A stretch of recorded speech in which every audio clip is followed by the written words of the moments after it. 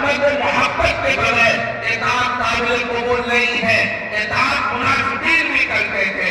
عبداللہ ابن ابی ابن سلول پوری طرح سے اللہ کے رسول کے فرما برداری کا اعلان کرتے ہیں، آپ کے سامنے سر نیچا کر لیتے ہیں، لیکن قرآن کریم نے ان کا رد کیا ہے اور کہا یہ اطاعت قابل قبول نہیں ہے۔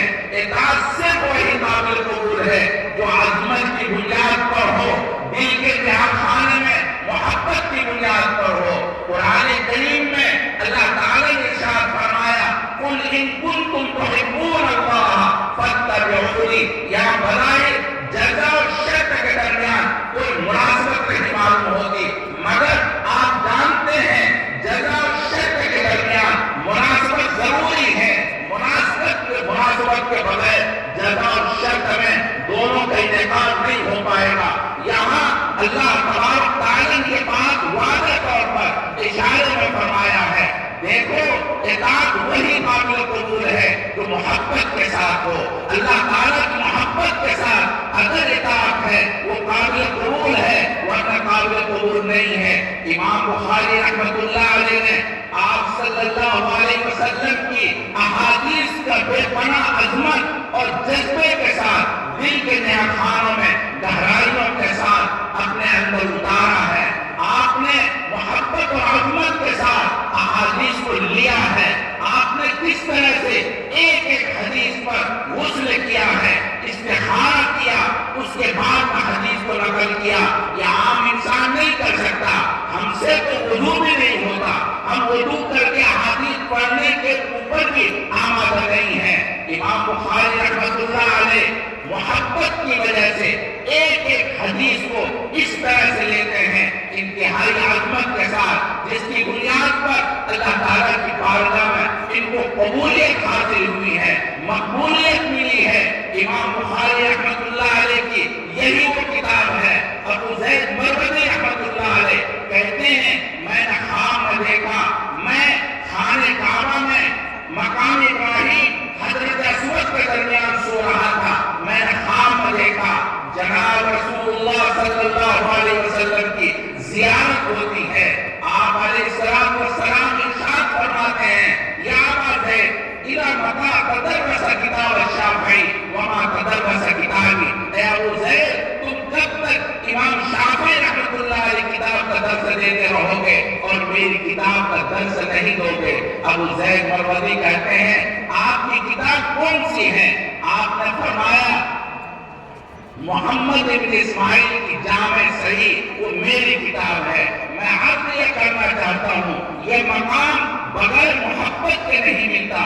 اللہ کے رسول صلی اللہ علیہ وسلم کی احادیث کی عظمت کیے بغیر اور اپنے دل میں بٹھائے بغیر یہ مقام نہیں ملتا۔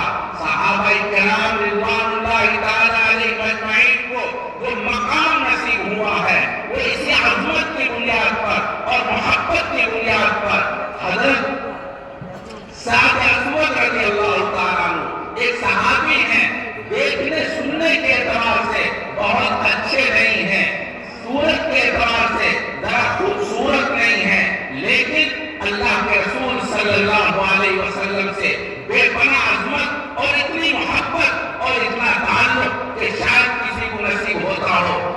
حضرت سعد اسود رضی اللہ تعالیٰ عنہ ایک مرتبہ مجمع مسجد بھری ہوئی ہے، آپ علیہ السلام تشریف فرما ہے اور حضرت سعد اسود کھڑے ہو جاتے ہیں، عجیب انداز سے بات کرتے ہیں، کھڑے ہو کر کہتے ہیں یا رسول اللہ، یا رسول اللہ، کیا یہ میری کالی کلر کی صورت مجھے جنت میں جانے سے روک دے گی؟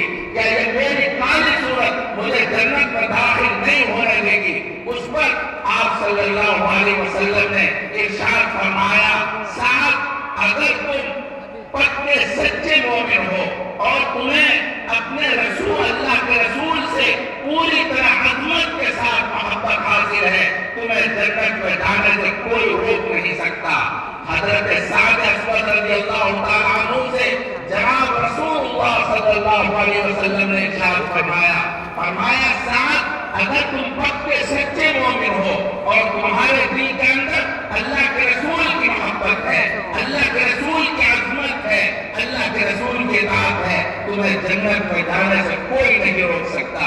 چنانچہ جب یہ بات سنی سعد اسود رضی اللہ تعالیٰ عنہ نے عجیب انداز سے بھرے مجموعے کے اندر محبت کی زبان کے اندر اپنے موتی ہونے کا اور اللہ تعالیٰ پر پکے سچے مومن ہونے کا برملا اعلان کرتے ہیں، عجیب انداز سے بھری محفل کے اندر اعلان کرتے ہیں، لا الہ الا اللہ، لا الہ الا اللہ، لا الہ الا اللہ، محمد رسول اللہ۔ وہ کہتے ہیں اللہ کے سوا کوئی معبود نہیں، صرف ایک اللہ معبود ہے، اس کا کوئی شریک نہیں ہے۔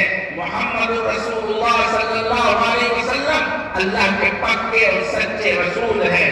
حضرت سعد اسود نے یہ اعلان کیا، وہ کھڑے ہو کر اعلان کرتے ہیں، محبوب صلی اللہ علیہ وسلم کی مبارک آنکھ آپ دیدہ ہو جاتی ہیں، آپ کی آنکھوں سے آنسو بہنے لگتے ہیں، وہ رو پڑتے ہیں اور ان کی آواز کو سنتے ہیں۔ تھوڑی دیر کے بعد کھڑے ہوتے ہیں اور کہتے ہیں، حضرت سعد بات کیا ہے؟ حالانکہ آپ سمجھ چکے ہوتے ہیں لیکن لوگوں کے سامنے ظاہر کرنے کے لیے پوچھتے ہیں، سعد بات کیا ہے؟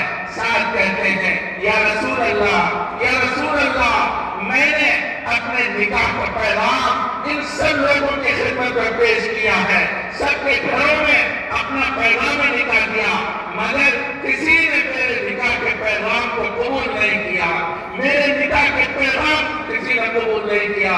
آپ علیہ السلام کی آنکھوں سے آنسو بہ پڑتے ہیں، آپ رو پڑتے ہیں اور اس طرح سے تھوڑی دیر کے بعد گردن اٹھاتے ہیں اور اٹھا کر یہ اعلان کرتے ہیں، سعد جاؤ، میں نے تمہارا نکاح مدینے سے سب سے زیادہ مدینہ خوبصورت اور سب سے پکی سچی ایمان والی اللہ کے رسول سے بے پناہ عظمت کے ساتھ محبت کرنے والی فاطمہ بنت سعد بن عمر بن وہب ثقفی ہے، جاؤ، میں نے تمہارا نکاح فاطمہ سے کر دیا۔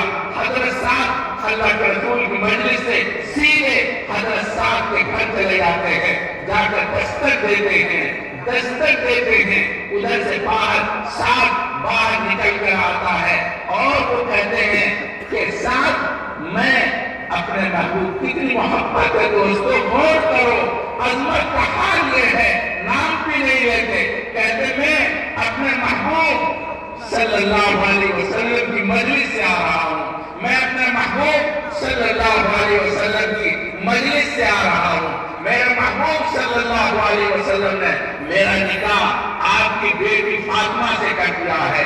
جب یہ کہنا تھا ایک دم وہ ساتھ چیخ پڑتے تھے، جاؤ، چلے جاؤ، چلے جاؤ، چلے جاؤ، یہ پیغام منظور نہیں ہے، یہ پیغام منظور نہیں ہے، چلے جاؤ، چلے جاؤ۔ دوستو، جے نگر کے لوگوں، یہی ہمارا حال ہے، ایمان کے بڑے دعوے